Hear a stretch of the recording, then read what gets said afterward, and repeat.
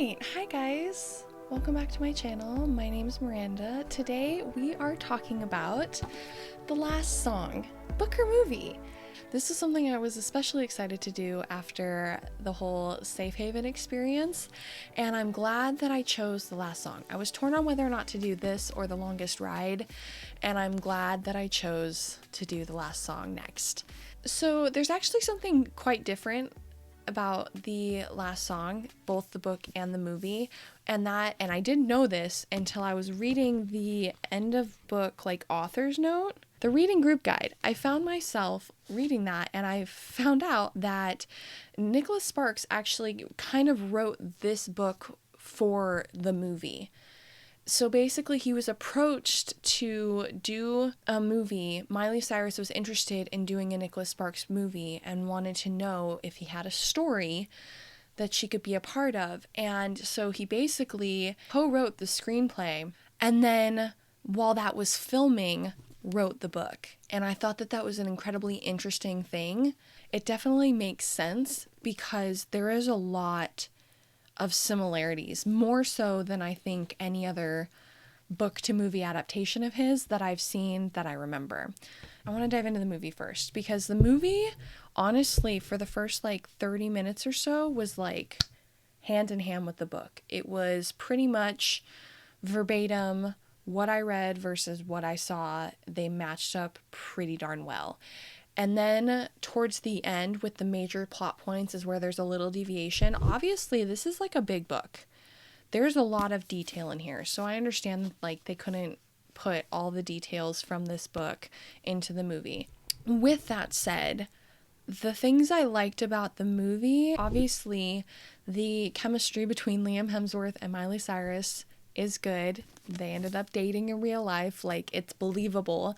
And seeing Will and Ronnie's relationship from the pages put to the screen is a satisfying thing. And I think that the movie was well cast overall. I believe that the actor that played Jonah, Ronnie's little brother, was incredible and brought a lot of heart and guts to the movie. He brought the emotion more than I think Miley Cyrus did, or Greg Kinnear, who plays her father. The little brother was so impressive to me as far as character development goes.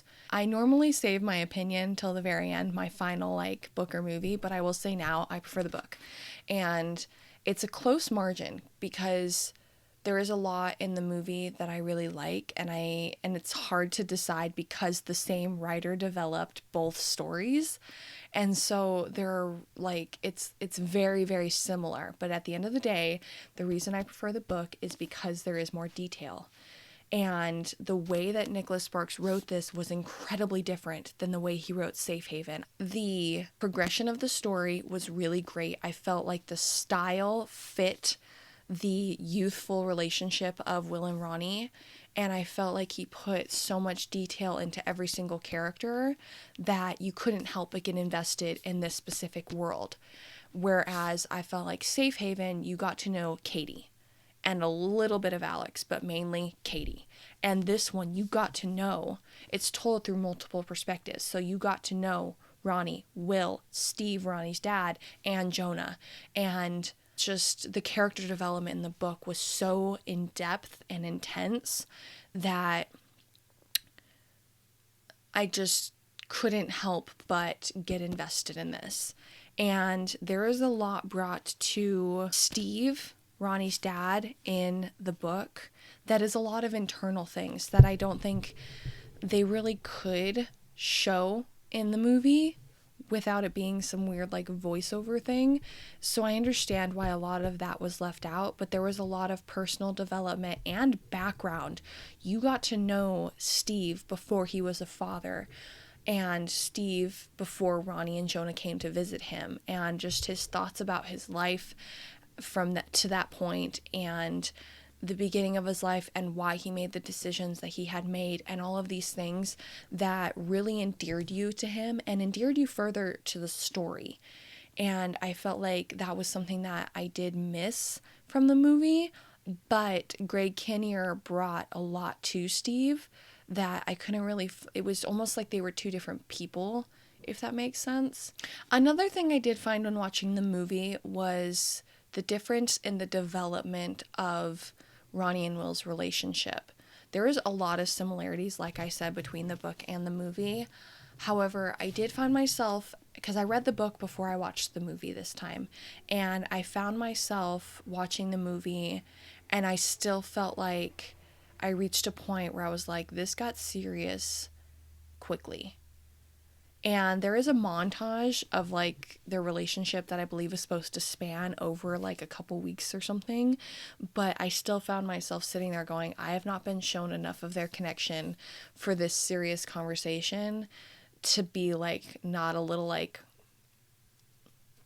is this too soon? And in the book, I felt like because you got to hear and read both Ronnie and Will's thoughts, it was very much a more in-depth look into the dynamic of their relationship, and it felt like it flowed a little simpler and a little easier in the book. Also, there is a few moments in the movie where you do see Will's perspective. You see scenes of Will that don't involve Ronnie, but I definitely feel like more with the screenplay, Nicholas Sparks wrote the movie from Ronnie's perspective.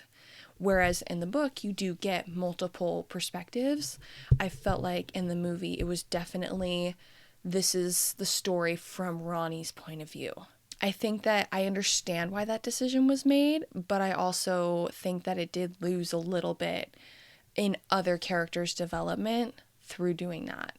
And I think that's the big thing that kind of teetered my decision towards preferring the book. It's not to say anything about Miley Cyrus's acting or anything. Again, I felt like everybody in the movie did what they could with the script, but the fact that it was catered towards Ronnie's perspective kind of narrowed what the supporting characters could do in regards to expanding their own character, if that made sense. So yeah, that's pretty much all I have to say about it. I will say that I did cry both in the book and the movie, but the book is beautiful. And I remember this is actually the second copy that I have. I wish I had my original copy, but my sister stole it and refused to give it back because it was tattered and beaten up. It was probably the most read Nicholas Sparks book that I have.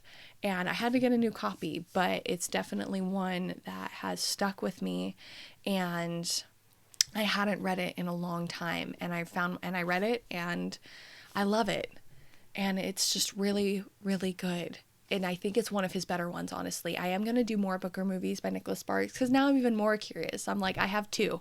One, I really didn't like. One, I really liked. Now I need like the third one to like break the tie. Yeah, that's pretty much all I have to say. I do think it's fairer in this case to compare book or movie because Nicholas Sparks wrote both. So in this case, I will say unequivocally, I prefer the book. No ifs, ands, or buts.